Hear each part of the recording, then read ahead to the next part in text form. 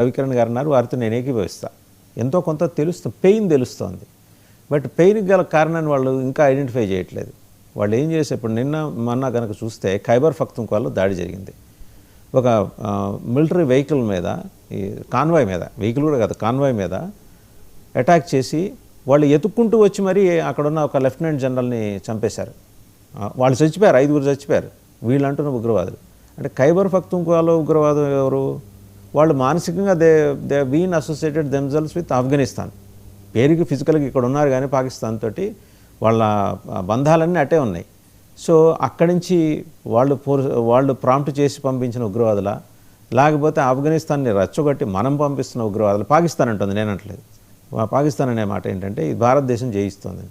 ఇప్పుడు మనకున్న సమస్యలు హెడేక్స్ చాలక మనం పక్కనకి వెళ్ళి అవన్నీ ఆపరేట్ చేసేంతటి తీరిక మనకు లేదు. ఫస్ట్ ఆఫ్ ఆల్ అలా అవసరం లేదు, తీరిక లేదు.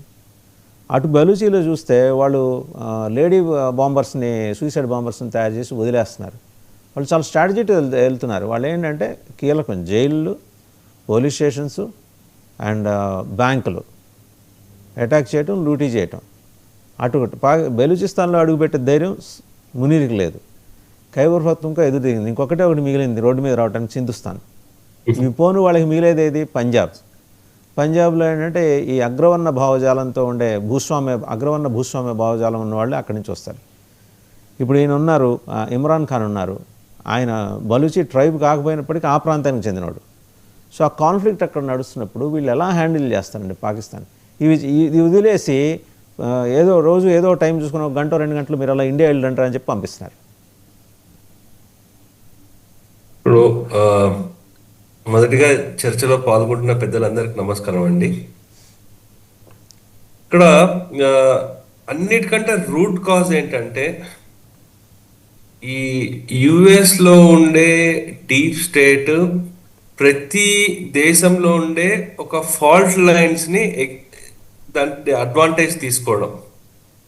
ఎస్పెషల్లీ మనకి మిడిల్ ఈస్ట్ లేకపోతే పాకిస్తాన్, ఏషియాలో వచ్చేసరికి ఇక్కడ మతాన్ని అడ్డు పెట్టుకొని దాన్ని ప్రమోట్ చేయడం, అంటే వేరే దేశాల మీద లేకపోతే వేరే మతాల మీద విద్వేషాల్ని పెంపొందించడము, దానికి ఒక పావుగా పాకిస్తాన్ని వాడుకున్నారు. అయితే ఇప్పుడు ఏమైందంటే ఈ గత 30 సంవత్సరాల నుంచి నడుస్తుంది, అంటే mid-80s జియావుల్ హక్ టైం నుంచి నడుస్తూ వచ్చింది ఇది. అయితే దాని తర్వాత ఏమైందంటే వీళ్ళకు కూడా వాళ్ళ అంతర్కలహాలు వచ్చేసి విడిపోతున్నప్పుడు ఎక్కడ ముఖ్యంగా ప్రాబ్లం వస్తుందంటే నిధులు, ఫండ్స్ ఎక్కడి నుంచి వస్తాయి, లేకపోతే ఈ మునీరు లేకపోతే ఈ ఆర్మీ జనరల్స్ వీళ్ళందరూ వాళ్ళ పిల్లలేమో మంచి మంచి దేశాల్లో చదువుకుంటున్నారు, యూకే, యుఎస్ ఇటువంటి ప్రాంతాల్లో చదువుకుంటున్నారు. లేకపోతే రిటైర్డ్ అయిన ఆర్మీ జనరల్స్ వీళ్ళందరూ వేరే దేశాలు బాగా స్థిరపడ్డారు.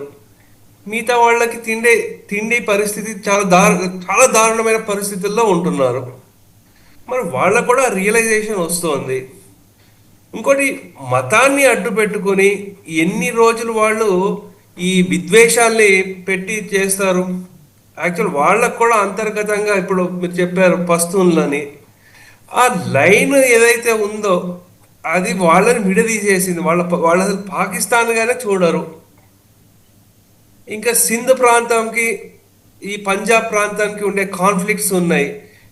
ఎప్పుడు మతం మతం మతం అని పెట్టుకుంటే నడవదు, ఇంకా అయిపోయింది అది, ఆ మంత్రం అయిపోయింది, ఇంకా పనిచేయదు. ఇంకా గ్రౌండ్ రియాలిటీకి వచ్చారు. యాక్చువల్లీ చూస్తే అండి, జీడిపి పరంగా లేకపోతే ఇంకేదైనా చూస్తే ఒకప్పుడు పాకిస్తాన్ భారతదేశానికంటే మంచి పొజిషన్లో ఉండేది. ఈవెన్ ఫర్టైల్ ల్యాండ్స్ అవన్నీ లాహోర్ ఇటు పక్కన అన్నీ ఉండేవి, రిసోర్సెస్ బ్రహ్మాండంగా ఉన్నాయి. కానీ ఎప్పుడైతే భారతదేశం మీద విపరీతమైన ద్వేషాన్ని పెట్టుకున్నారో చెడపొగరా చెడవు అయిపోయింది వాళ్ళ పరిస్థితి. ఇందాక మన పెద్దలు చెప్పారు, ఈ పాకిస్తాన్ ఎన్ని ముక్కలైనా అవ్వచ్చు అది. సో మనం లార్జర్ కాంటెక్స్ట్లో చూసుకుంటే అండి, ఇది ఒకటే కాదు, Pakistan is not our problem. So larger కాంటెక్స్ట్లో చూసుకుంటే ఈ గ్లోబల్ వార్ఫేర్స్లో ఏవైతే జరుగుతున్నాయో ఇప్పుడు అంటే ఒక 4 సైడ్స్ చూసుకోవాలి మనం. ఒకటి ఏంటంటే అమెరికా ఈ స్టిల్ ద పవర్, ఎవరు ఒప్పుకున్నా ఒప్పుకోకపోయినా. సెకండ్ వచ్చేసరికి చైనా, ఒకప్పుడు పవర్గా ఉండి మొత్తం డౌన్ అయిపోయి మళ్ళీ పవర్గా రావాల్సిన దీంట్లో ఉన్న వాళ్ళు రష్యా. భారతదేశం ఏంటంటే ఆస్పైరింగ్ ఇండియా. అయితే ఈ మెయిన్ ఇప్పుడు జరుగుతున్న వార్ఫేర్ అంతా వచ్చేసరికి చైనా యుఎస్ మధ్య జరుగుతున్న వార్ఫేర్. మనకు వచ్చే ప్రాబ్లం భారతదేశానికి ఏంటంటే మనకి డైరెక్ట్గా సంబంధం లేకుండా మనం లాగే ప్రయత్నాలు జరుగుతోంది. ఆర్థికంగా మనల్ని దెబ్బతీసే ప్రయత్నాలు జరుగుతున్నాయి. ఇక్కడ ఇన్స్టెబిలిటీ పెట్టాలని ఎన్నో విధాల వాళ్ళు ప్రయత్నాలు చేస్తున్నారు. అయితే ఇక్కడ మనకి నాయకత్వం బలంగా ఉండడం చేత ఆ, మనకి ఎటువంటి వచ్చినా ప్రొయాక్టివ్గా ఘర్మే గుస్కే మారేంగే అంటున్నారు కాబట్టి మనం ఇంకా నిలదొక్కోగలుగుతున్నాం. సో అది కాకుండా మనకి దౌత్యపరంగా కూడా చాలా స్ట్రాంగ్ లీడర్షిప్ ఉంది. సో ఎటువంటి అంటే ఆర్థికంగా బలంగా ఉన్నాం కూడా. సో అందు గురించి పాకిస్తాన్ వాడు మనకి ఇంకో ప్రాబ్లం ఏమవుతుందంటే అండి, పాకిస్తాన్లో ఈ ఇన్స్టెబిలిటీ ఏదైతే ఉందో భారతదేశానికి కూడా మంచిది కాదు యాక్చువల్లీ. అది ఎంత త్వరగా అది చిన్న చిన్న దేశాలు అయిపోయి అక్కడ ఆ దేశాలన్నీ శాంతియుతంగా ఉంటే మనకు కూడా మంచిదే. ఇప్పుడు బంగ్లాదేశ్లో ఇన్ని టెన్షన్లు వచ్చేసాయి, దానివల్ల భారతదేశంలో కూడా చాలా ఒత్తిడి పెరిగింది కదా. సో మనకి మన నైబర్ దేశాలు ఏవైతే ఉన్నాయో అవన్నీ స్టేబుల్గా ఉండడం కూడా చాలా ఇంపార్టెంట్. భారతదేశానికి అంటారా, మనం డైరెక్ట్గా వాళ్ళకి ఏదో సప్లైలు చేస్తున్నాము లేకపోతే వాళ్ళకి ఫండింగ్ చేస్తున్నాం అనే దాఖలాలు అయితే ఎక్కడా ఏమీ లేవు. అఫ్ కోర్స్ మనకి ఏంటంటే మనకి ఎంతగా మనకి విరుద్ధంగా వీళ్ళు పనిచేస్తున్నప్పటికీ ఒక్కోసారి ఏమవుతుందంటే శత్రువు కూడా మిత్రువు అవుతాడు. సో వాళ్ళకి ఆఫ్ఘనిస్తాన్లో మనము మనకి ఎగెయిన్స్ట్గా కాకుండా వాళ్ళకి తాలిబాన్ వాళ్ళు వచ్చినప్పటికీ కూడా అక్కడ డెవలప్మెంట్కి వాటికి ఫండింగ్ చేస్తున్నాం. అది చేయడం తప్పేం లేదు. సో అలా మిగతా దేశాలు ఎవరైతే ఉన్నారో శ్రీలంకలో మన చేతిలోంచి వెళ్ళిపోకుండా చైనా వాడు కంట్రోల్ చేయకుండా మనం శ్రీలంక కూడా సపోర్ట్ చేస్తున్నాము. సో ఆ విధంగా చూసుకుంటే భారతదేశము దౌత్యపరంగా ఎక్సలెంట్ మూవ్స్ తీసుకుంటోంది. అంటే మనం కూడా గ్లోబల్ పవర్ అవుతున్నాం కదా. సో మనకు కూడా అందరూ గుర్తిస్తున్నారు దాన్ని. ఇంకా మనకి ఇప్పుడు రష్యాలో చూసుకుంటే అది ఆర్మ్స్ లాబీ యుద్ధం అండి, అది రష్యా యుక్రెయిన్ది. సో ఈ నాటో ఎక్స్పాన్షన్ వల్ల లేకపోతే రేర్ ఎర్త్ మినరల్స్ ఏవైతే ఉన్నాయో యుఎస్ వాళ్ళకి ఏంటి, చైనా ఆధిపత్యం తగ్గించాలి. చైనా వాళ్ళకి ఏంటి, వాళ్ళ మ్యానుఫ్యాక్చరింగ్ హబ్, వాళ్ళకు ఉండే control entire rare earth minerals కానివ్వండి, సెమీ కండక్టర్స్ మీద కానీ ఏవైతే ఉందో దాన్ని బ్రేక్ చేయాలి. బ్రేక్ చేయాలంటే ఏం చేయాలి, చైనా వాడికి 90% ఆయిల్ అండ్ గ్యాస్ సప్లై వాడు ఇంపోర్ట్ చేసుకుంటాడు, ఆ లైన్స్ని కట్ చేయాలి. అందు గురించి వెనిజులా మీద ఈ వాళ్ళ కంట్రోల్ చేసుకున్నారు. ఇప్పుడు మిగతా ఏంటి, రష్యా వాళ్ళు కూడా సప్లైస్ చేస్తున్నారు, దాన్ని కంట్రోల్ చేయాలి అక్కడ. అందు గురించి మళ్ళీ అక్కడ ఇంకోటి స్టార్ట్ చేశారు, ఇరాన్ మీద స్టార్ట్ చేశారు. అంటే చైనా వాడికి ఆర్థికంగా దెబ్బతీసే ప్రయత్నాలు. అన్ఫార్చునేట్లీ ఏమవుతుందంటే దాంట్లో భారతదేశం కూడా మనకి కోర్టు కేసులో చూస్తుంటాం కదా, ఇద్దరు కొట్టుకుంటే ఇంకోళ్ళని కూడా లాగుతారు. సో మనల్ని కూడా ఇప్పుడు అలాగే లాగే ప్రయత్నాలు జరుగుతుంది. దానికి మనకి ఒకసారి అన్అవాయిడబుల్ సిచ్యువేషన్స్ అయిపోతున్నాయి. సో యుక్రెయిన్ యుద్ధం అంటారా 4 సంవత్సరాలు అవుతోంది. అది ఇప్పట్లో ఇంకా తేలదా అనేది కూడా ఎవరు తెలియట్లేదు. విపరీతమైన డ్రోన్ అటాక్లు వాళ్ళు వేస్తున్నారు, వీళ్ళు వేస్తున్నారు. యుక్రెయిన్లో ఎలక్షన్స్ అంటున్నారు. సో అమెరికా రష్యా ఒక్కసారి డిసైడ్ చేసుకుని ఎవరు ఎంత పంచుకోవాలని అనుకుంటే నెక్స్ట్ డే ఇమీడియట్గా యుద్ధం ఆగిపోతుందండి యుక్రెయిన్లో. సో వీడికి రష్యా వాళ్ళకి కావాల్సింది ఏంటంటే సీ యాక్సెస్ కావాలి, వాళ్ళకి కావాల్సింది ఏంటంటే అక్కడ ఉండే రేర్ ఎర్త్ మినరల్స్ కావాలి. పాపం బకరాగాళ్ళు అయిందంటే ఈ యూరోపియన్ యూనియన్ వాళ్ళు. సో వాళ్ళు ఫండింగ్ చేసి అవి చేసి ఇవి చేసి వీళ్ళు మాకు యూరోప్లో వాళ్ళు అని చేసుకుని, లేకపోతే అమెరికా వాడికి సామంత రాజులుగా ఉండి వాళ్ళందరూ బకరాలు అయ్యారు.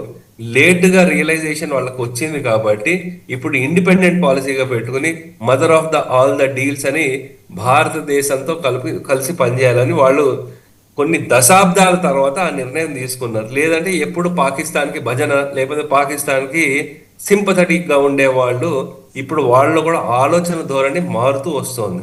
సో అందు గురించే మనకి జర్మన్ వాళ్ళు వచ్చినా సరే, ఫ్రెంచ్ వాళ్ళు వచ్చినా సరే, అంతకుముందు యూకే వాళ్ళు వచ్చినా సరే, ఈ లార్జ్ ప్లేయర్స్ ఎవరైతే ఈయూని కంట్రోల్ చేయగలిగారో వాళ్ళతో డైరెక్ట్ రిలేషన్షిప్ మనం ఎస్టాబ్లిష్ చేసుకుంటూ, సో ఇప్పుడు వాళ్ళతో మనం సత్సంబంధాలు మనం ఏర్పరచుకుంటున్నామండి. సో ఇది deep state and Islamic radicalisation, దాని ఎక్స్పైరీ డేట్ అయిపోయింది.